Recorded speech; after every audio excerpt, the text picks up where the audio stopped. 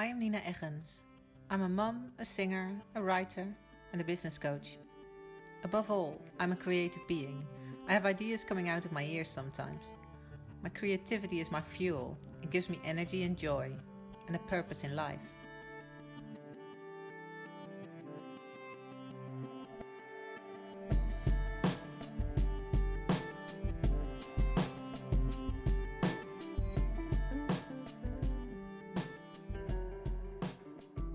Some people have called me inspiring in the past, and it has always made me laugh because I'm just me. I just do my own thing. I'm creative. I'm always full of ideas, and I just, I have a plan and I make it work, and I do things and I create things and I make beautiful things. I want to make the world a beautiful place and inspire others, I suppose.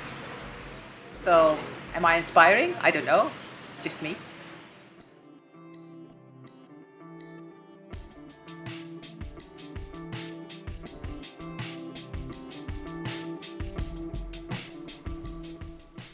I started my new venture, the creative business coach, last year because during the whole pandemic and the lockdown, I lost a lot of clients. I was a copywriter here in Spain, and I lost a lot of clients because of the pandemic, because of the lockdowns, and I suddenly felt myself like a lot of small businesses. Yeah, it was like a identity crisis almost, and really thinking like, who am I, and what are my values? What do I find interesting? What do I find important? And I've always been creative. I've always been a creative, and I've always been drawn to helping others and motivating others, inspiring others. And I signed up to this random online business course. I was drawn to that. I don't know why. I just suddenly said, well, I have nothing else to do. I'll go and do that. And I realized that I was really missing working with other people, because being a copywriter is fine, but it's very lonely. It can be, you just work for people. Yeah, you just sit in your office and you write, and you don't have any interpersonal contact. And I was really missing that. And in my previous career, I've always been a marketing manager or communication advisor or whatever you want to call it, in employment, in art centers, in theaters, in galleries, and you had people around you, so I missed that.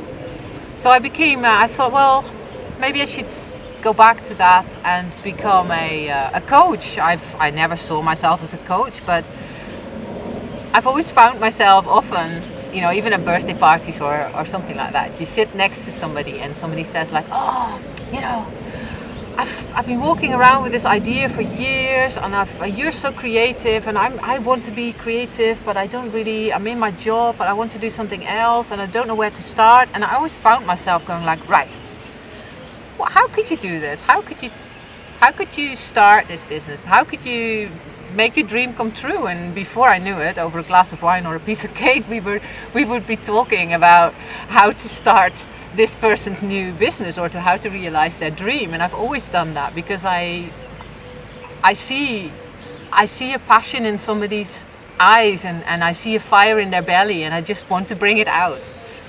And there's so many people out there doing boring jobs, and they say like, oh, I'm not creative, but they're really creative. They all have this passion inside of them. They all have this desire to be who they really are and to do what they really want to do.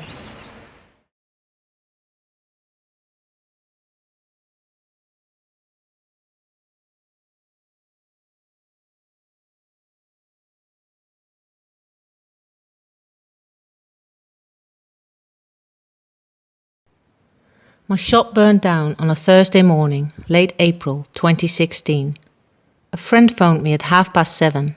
The mill is on fire. I dropped my breakfast, jumped in my car and drove to 5 miles in disbelief. I spotted the sky-high plumes of smoke from a far distance. I cried. 8 fire engines could not save the building that day. 6 businesses went up in smoke, including mine. All of the irreplaceable original vintage pieces had gone. All of my blood, sweat and tears, and 4 years of utter joy, all gone in a puff of smoke. All that was left was my name on the shop sign, displayed proudly and untouched, oblivious to the destruction going on in the background, as if nothing had happened. "I'm still here," it seemed to say. "It is going to be okay." And somewhere inside of me, I knew it was. Just a month earlier, my husband had lost his job. So suddenly, without warning, we were sitting both at home, wondering what on earth to do next. We remembered a napkin we once scribbled on when we first met, writing down our dreams for the future. I found the napkin back in an old diary I had kept all those years. The ink had faded, but the words were still there. More freedom and living in a warm country were just a few of the wishes we still had to honor. That day in April, we got a clear sign that it was time for us to leave. Birds flying high, you know how I feel. Sun in the sky, you know how I feel. Breeze drifting on by, you know how I feel. It's a new dawn, it's a new day, it's a new life, and I'm feeling fine. Fish in the sea, you know how I feel. River running free, you know how I feel. Blossom on a tree, you know how I feel. It's a new dawn, it's a new day. So here I am in El Carmen, which is one of my favorite barrios. It's a lovely place to just wander around and get lost. And you go around the corner, you see street art. There's always something to do, lots of galleries, lots of museums. It's quite green as well, there's lots of bougainvilleas trees.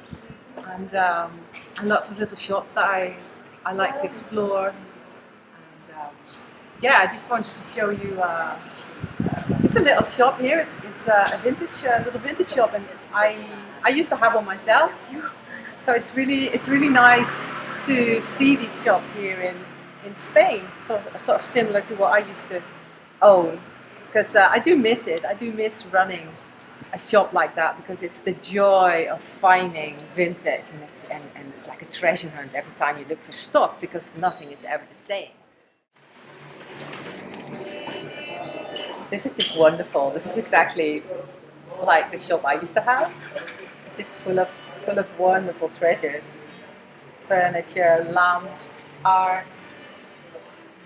The most wonderful thing about selling vintage is the story behind every item. Everything is unique.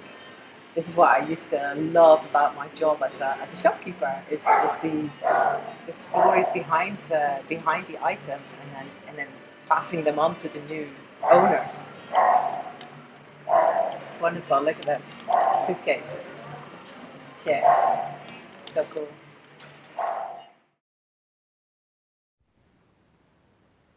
I don't think we would have moved if life hadn't changed so drastically for us that year. But sometimes you need a push to go after your dreams. I don't know if this is our forever place, but Valencia is making me feel so alive. I love this place, and I'm happy here. I am surrounded by strong, inspiring women from all over the world, and I am fired up to make a difference. So one of the things I've always done throughout my life, whenever I moved to a new city, was to find a band. I've had bands in every city I ever lived in. I'm a singer, play guitar, write songs, and I found joining a band in a new city has always been a really good help to ground somewhere, to find new roots, and to really quickly integrate. In Scotland, I had a few bands.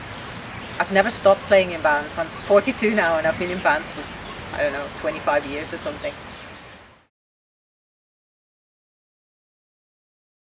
In Spain, I did the same. I had, within 6 months of being here, I miraculously found a band, and it was, apart from being really a lot of fun, it also taught me a lot of Spanish, because I came here with, very basic Spanish, and pushing myself to go to this band, to these rehearsals, and struggling through the Spanish and explaining my songs to them and understanding what they were all saying.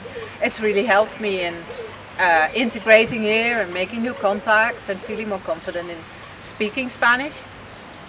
And but it also, I don't know, I'm a bit funny like that. I always push myself out of my comfort zone, and that was definitely a big push out of my comfort zone, to be in a band with Spanish people without me speaking fluent Spanish. And it made me sometimes hate going, but I kept going, and I'm, 3 years in, I'm still with the same band, so, and I understand them now.